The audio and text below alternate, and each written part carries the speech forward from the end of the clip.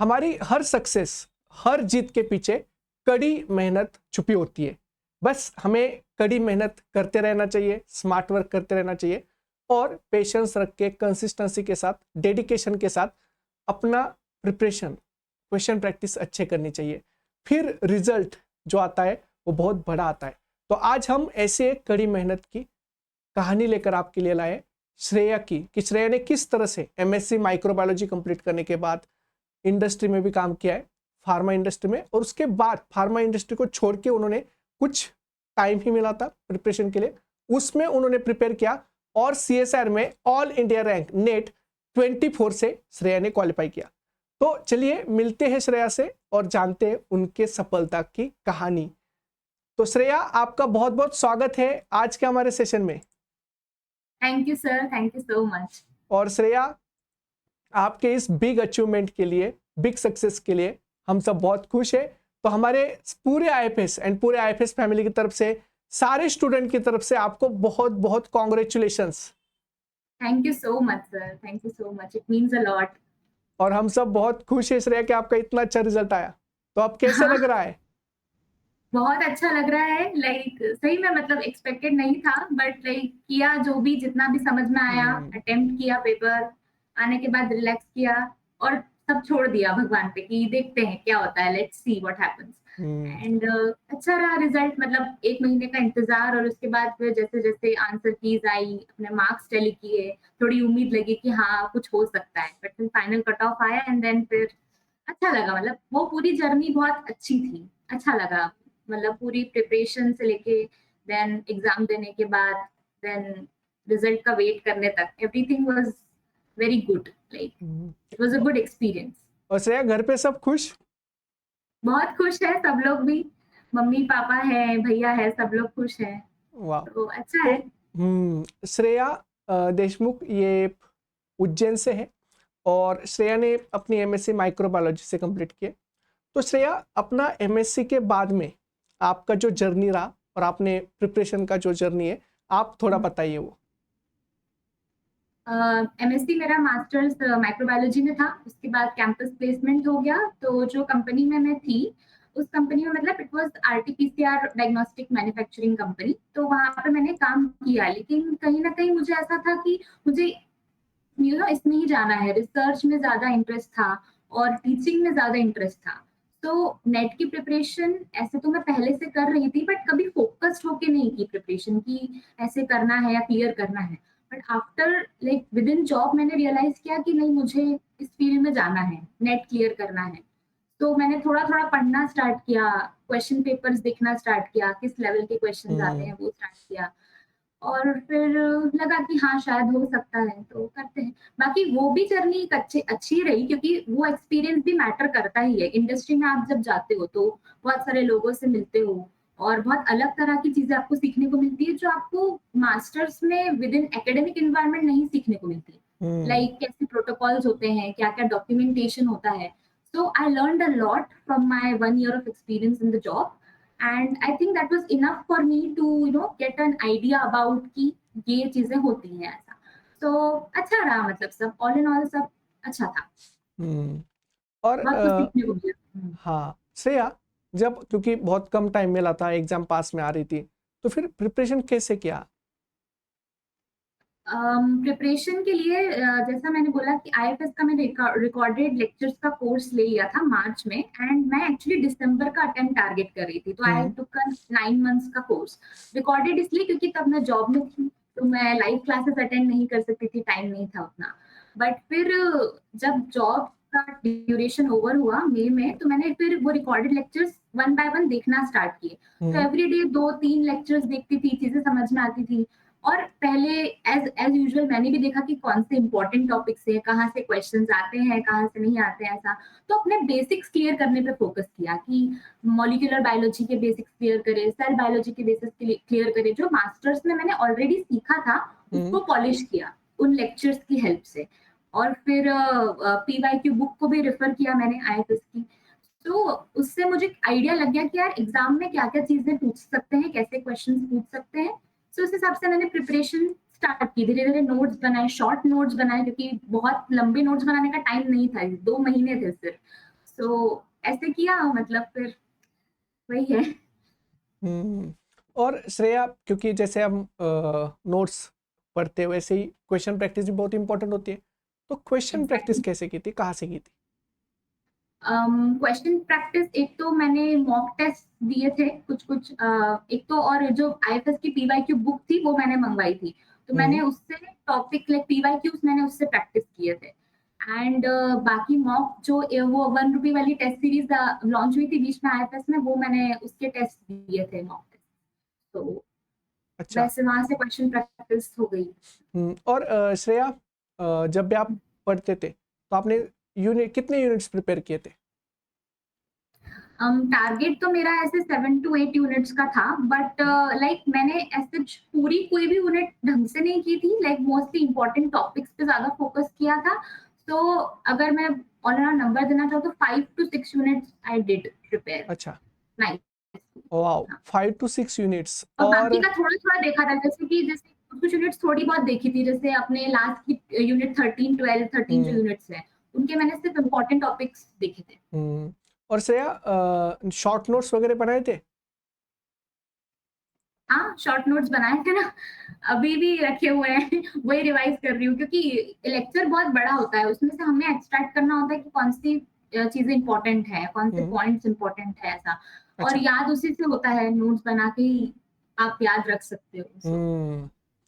और जैसे श्रेया, जब हम पढ़ते तो पढ़ते टाइम पे डिस्ट्रैक्शन भी बहुत होते, और हम्म। कभी कभी स्ट्रेस आता है, कभी कभी डिमोटिवेटेड होते हैं, तो खुद को मोटिवेट कैसे रखा और डिस्ट्रैक्शन से कैसे बचे रहे? डिस्ट्रैक्शंस तो बहुत आते हैं, क्योंकि मेन तो सोशल मीडिया, फोन एडिक्शन, और प्लस उस टाइम पे मैं मतलब सोनली सिर्फ प्रिपरेशन ही कर रही थी, मतलब हम्म। जब जॉब के बाद में तो बहुत सारा खाली टाइम होता है, लाइक आपको एक रूटीन बनाने में थोड़ी डिफिकल्टी हुई मुझे शुरुआत में कुछ 10 15 दिनों में, कि क्योंकि अब जॉब नहीं है, एक शेड्यूल नहीं है, मतलब एक टाइम पे हाँ उठना हाँ। करना, पढ़ाई पे बैठना, और प्लस रिकॉर्डेड लेक्चर्स थे, so I have to log in and watch the lectures, मतलब मेरे हिसाब से मुझे देखना था सब कुछ। तो थोड़ी परेशानी आती है, बट अगर आप एक बार शुरू कर दो तो हो जाता है। और फिर डिस्ट्रैक्शंस को हटाने के लिए मैं फोन अलग रख देती थी, एंड फोकस मोड होता है फोन में, जिसमें ये सब चीजें आप कुछ टाइम के लिए बंद कर सकते हो, हाँ। व्हाट्सएप इंस्टाग्राम वगैरह वो सब का यूज कर सकते हो। और हम्म। ऐसे सब, और बहुत तो मैंने अनइंस्टॉल कर दिया था उस टाइम पे, मैं 1 मंथ में तो मैंने मतलब इंस्टाग्राम ही हटा दिया था, सो दैट, क्योंकि मैं उसमें बहुत ज्यादा डिस्ट्रैक्ट हो जाती थी कि क्या हाँ कैसे। तो इस वजह से तो आपको सोशल मीडिया और सबसे डिस्ट्रैक्शन से बचना है, तो you just have to remove them from your life हाँ। फॉर दैट टाइम, बस। और तो क्या है। और और गोल हमेशा सामने होना चाहिए कि हाँ ये करना है, मतलब इतना इतने लेक्चर्स देखने हैं दिन के, तो इतने लेक्चर्स जरूरी है मतलब। हम्म। और जैसे श्रेया, हम जब पढ़ते हैं ना तो पढ़ते टाइम पे सबसे इम्पोर्टेंट कि हम निगेटिव मार्किंग से भी बहुत डरते हैं, एग्जाम में भी डरते हैं, तो आपको भी निगेटिव मार्किंग से डर लगता है?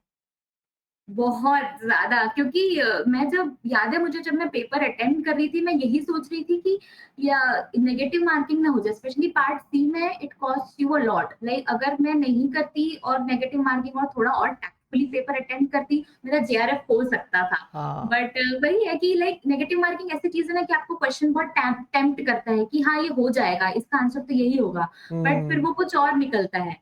तो वही है, नेगेटिव मार्किंग से बचने के लिए यही है कि आप जो क्वेश्चन बहुत श्योर हो कि हाँ यही इसका आंसर है, ये मैंने पढ़ा है, तो आप वो अटेम्प्ट करो।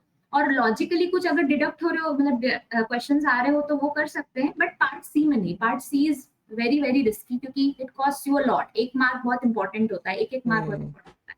पार्ट बी में कर सकते हैं, पार्ट ए में कर सकते हैं, थोड़ा guess work, but part C में तो जो शॉर्ट शॉर्ट हो वही अटेम्प्ट करना चाहिए मेरे साथ। Yes.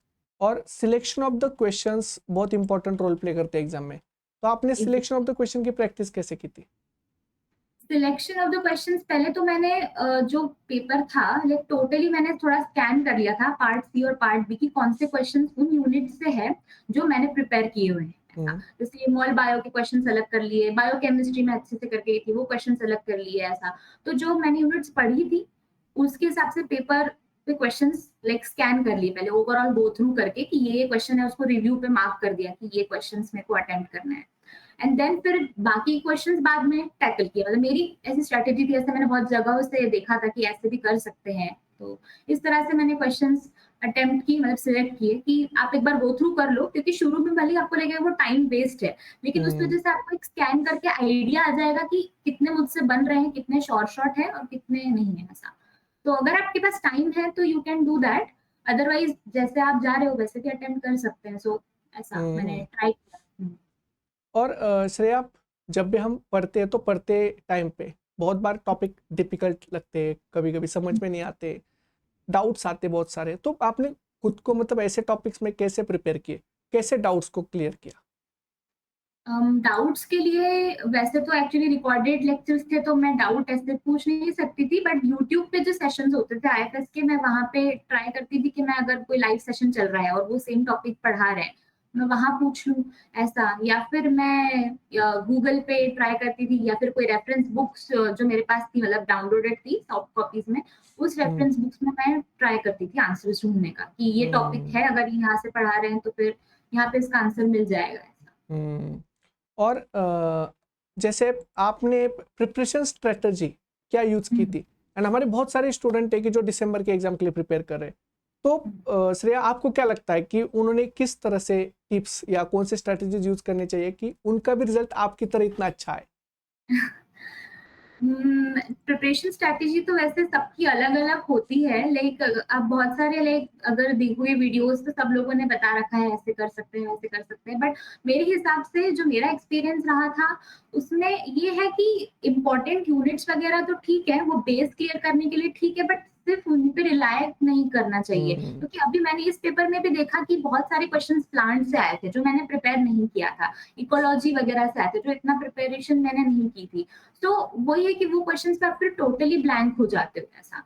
So try to cover the syllabus, at least पूरा जिस्ट तो लेके जाओ कि भाई इतना इतना है, ये क्वेश्चंस आते हैं, ये टॉपिक्स आते हैं, and practice is very important, like questions की लर्निंग से ज्यादा प्रैक्टिस ज्यादा इंपॉर्टेंट है। आप सिर्फ पढ़ते रहोगे और प्रैक्टिस नहीं करोगे तो कुछ नहीं आएगा, because CSIR application based questions बहुत पूछती है। लाइक हम्म, अभी जैसे मैंने आरटीपीसीआर पढ़ा हुआ है, मैंने इनफैक्ट डायग्नोस्टिक इंडस्ट्री में काम किया जहाँ पे आरटीपीसीआर का ही वर्क था, पर उसके भी सीएसआईआर लेवल के क्वेश्चंस मुझसे कुछ कुछ नहीं बने, हम्म, क्योंकि मैंने क्वेश्चंस की ढंग से प्रैक्टिस नहीं की थी शायद उस टॉपिक से रिलेटेड ऐसा।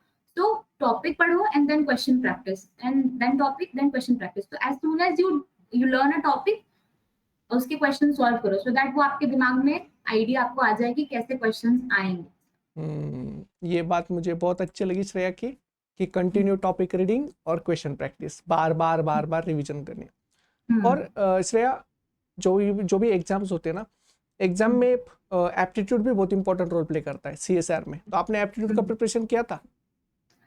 एप्टीट्यूड का वैसे मैंने इतना ज्यादा प्रिपरेशन नहीं किया था, लास्ट 1 मंथ में मैंने यूट्यूब पे बहुत सारे लेक्चर्स होते हैं, मैंने सब वो उसके लेक्चर्स देखे थे, और वही है क्वेश्चन प्रैक्टिस उसमें भी की थी, बट हम्म, ज्यादा इतनी नहीं की थी। यूजुअली इस बार का एप्टीट्यूड अच्छा, लाइक थोड़ा सा इजियर आया था आई वुड से, जून वाले का, बट दूसरे क्वेश्चंस मैंने देखे थे एप्टीट्यूड के, पुराने पेपर्स के मैंने एप्टीट्यूड के क्वेश्चंस देखे, जो पीवाईक्यू देख रेफर किए थे, उसके अंदर मैंने एप्टीट्यूड के क्वेश्चंस वहां से दिए थे, क्योंकि अगर आप एक उसका पैटर्न समझ गए ना एप्टीट्यूड में, यू डोंट नीड कि आप बहुत सारे क्वेश्चंस की प्रैक्टिस करो, क्योंकि एक टॉपिक आ जाता है, सपोज आपका रीजनिंग हो गया, या लेटर वाला जो कोड वाला होता है वो हो गया, या न्यूमेरिकल कुछ हो गए, तो एक बार आपको वो उसका टॉपिक का लॉजिक समझ में आ गया, आपके उसने आपने 5-10 क्वेश्चन उसके सॉल्व कर लिए, तो वो आपका टॉपिक हो जाएगा।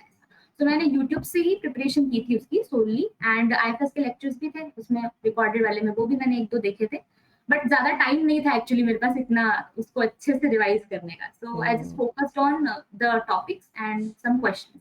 हम्म। तो श्रेया, आपने क्या प्रीवियस ईयर क्वेश्चन सारे सॉल्व किए थे? सारे नहीं किए थे, लास्ट 5 इयर्स के देखे थे, हम्म, सारे नहीं किए थे। हम्म। और जैसे श्रेया, हम देखते हैं ना कि बहुत बार जब भी हम प्रिपरेशन करते हैं तो कभी कभी बहुत स्ट्रेस भी आता है, कभी कभी कुछ चीज़ें समझ में भी नहीं आती, डिमोटिवेशन भी होता है, तो पढ़ाई में मोटिवेटेड कैसे रहे? पढ़ाई में मोटिवेटेड रहने का तो यही तरीका है कि बस आप गोल को देखो, आप जाके कि अभी मैं किस स्टेज पे हूँ, मुझे क्या हम्म, चाहिए ऐसा, और अगर आपको वो चाहिए तो आपको उसके लिए प्रिपरेशन करना पड़ेगी, दैट्स इट। मतलब वो है कि वो फिक्स कर लो कि वो नॉन नेगोशिएबल चीज है, मतलब वो करना है, हम्म, मतलब करना है।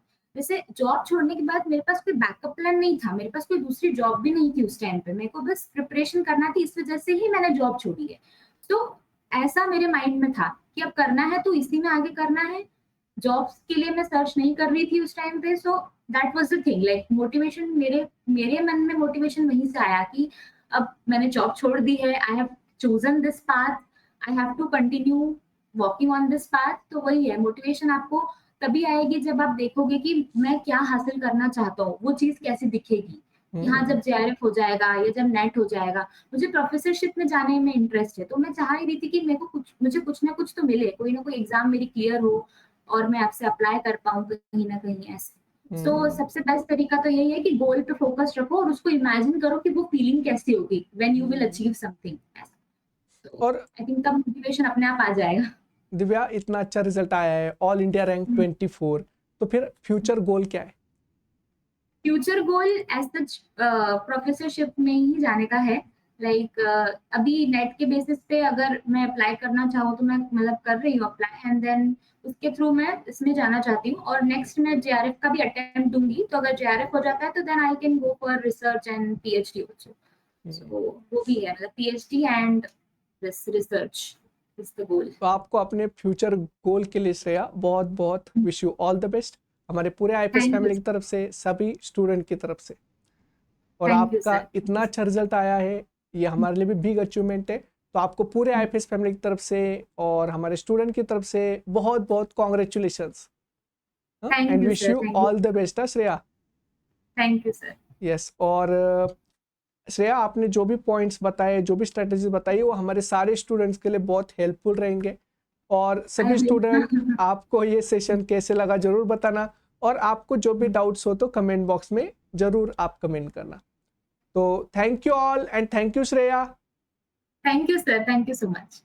Thank you.